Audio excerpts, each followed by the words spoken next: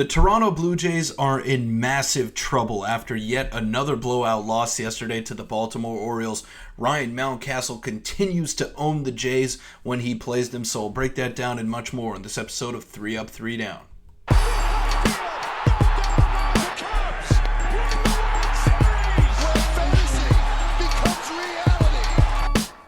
What's up, everybody? I'm your host, Peter Vryonis. Welcome into 3 Up, 3 Down. Today we're going to be talking about the Toronto Blue Jays, and they're continuing to struggle against good teams. But before we get into the video, make sure to hit the like button, subscribe, and comment. You guys have been killing it recently with the support.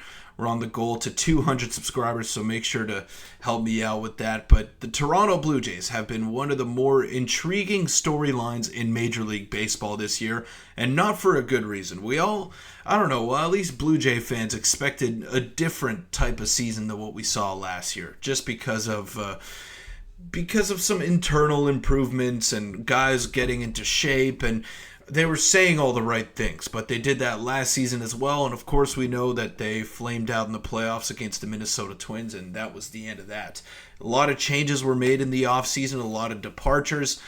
Not too many big-time changes, though. They brought in Justin Turner. They brought in Isaiah Kiner-Falefa.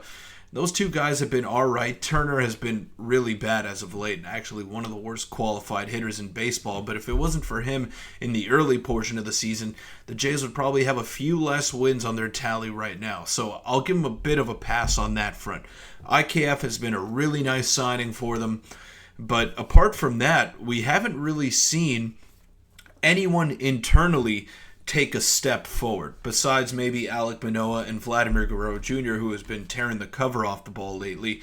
We haven't really seen one player take the mantle and run. So that's been a big problem with the Blue Jays. Their offense has been killer. That has been the huge issue with this. So I want to take a look at a screenshot here from Johnny Junta, who I believe is to be the best Toronto Blue Jays personality on Twitter. Don Mattingly going to have his jersey retired with the Yankees after dismantling the Toronto Blue Jays organization. Now, what he means by this is that Don Mattingly has been brought in to be the offensive coordinator. That has not worked out whatsoever for the Toronto Blue Jays, and he came out a bit earlier in the season and said, yeah, this is not a home run hitting team. This is not what we do. We got to be able to scratch, claw, and fight for every run and be able to manufacture runs. The Jays haven't been doing that either. And in today's Major League Baseball, it's very hard to string together a lot of hits. So you can see why the Jays have been struggling offensively, and they're amongst some of the worst teams in a lot of offensive categories. Now, another screenshot I want to take a look at is this. So now, this was a couple of days ago. It was just highlighting Ryan Mountcastle. Orioles travel to Toronto today. Friendly reminder that Ryan Mountcastle has a .330 average, 15 home runs, 43 RBIs, and 35 runs in 52 career games against the Blue Jays. His career OPS of 1.013 against them trails only Mike Trout in highest OPS against the team in their history. So it just shows you what kind of player Ryan Mountcastle is when he plays against the Toronto Blue Jays. And to further that point, this is what John Schneider said after Ryan Mountcastle homered yesterday. It is kind of ironic. You have to execute your pitches. If you're throwing shit in the middle of the zone and hoping for a good result, it's probably not going to happen against Ryan Mountcastle or against me. So John Schneider is saying anyone can do damage against those middle-end pitches and drive them out of the ballpark. Not the Blue Jays. They haven't been hitting home runs. They haven't been slugging the ball this year. So John Schneider is unequivocally false with that statement. He's lying, because the Blue Jays can't do damage on middle-in fastballs. They haven't all year long, and they're one of the worst offensive teams in Major League Baseball. So I don't think it's as easy as John Schneider is making it out to be. What I think it is that the Blue Jays ran into an elite team yesterday, and the day before that got thumped 7-2 and then 10-1 last night. That's what happened to the Blue Jays. They ran into an elite team after a prolonged stretch of games against the White Sox, against the Detroit Tigers, against the Pittsburgh Pirates. There's no hiding from the Baltimore Orioles anymore. They're one of the best teams in Major League Baseball, and that was on full display yesterday. Let's take a look at the home run from Ryan Mountcastle. See that pitch right at the top of the zone by Bowden Francis. It's not on the corners, right at the top of the zone.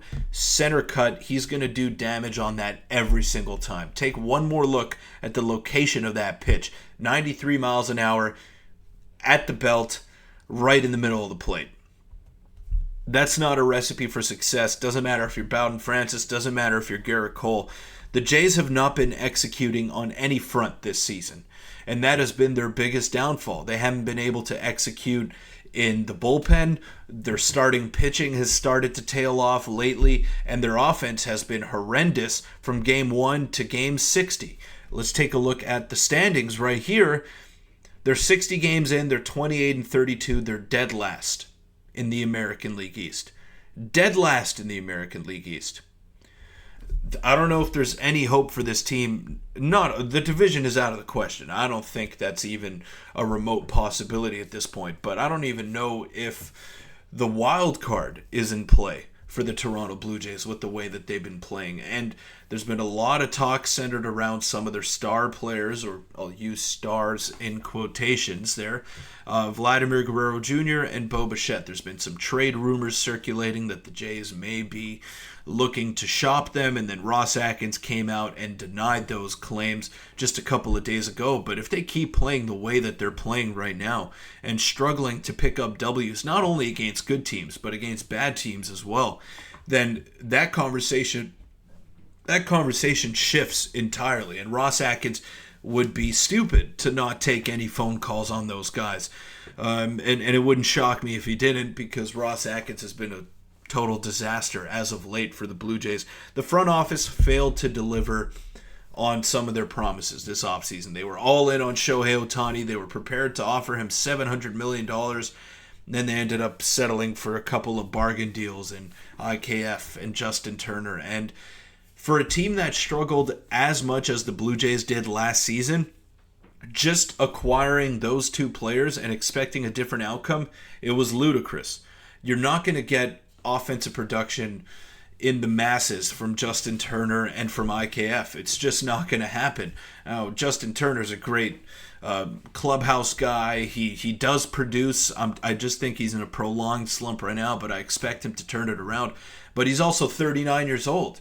So you're relying on a 39-year-old Justin Turner and an IKF who kind of played sporadically last season with the Yankees and in the past couple of years to be everyday big-time producers for you, and I just don't think that's realistic. So the Jays got to figure out a direction here, because they are in the worst possible place that you can be. They're not in rebuild mode, and they're not in contention either. So you got to pick a lane. Are you in rebuild mode? Are you in retool mode? Or are you trying to go all in? I don't think the Jays have the prospect capital to go all in, but they are in serious trouble right now, and they got to figure something out. But that'll wrap up this episode of 3 Up, 3 Down. Thank you guys so much for tuning in, and thank you so much for the support that we received on recent videos.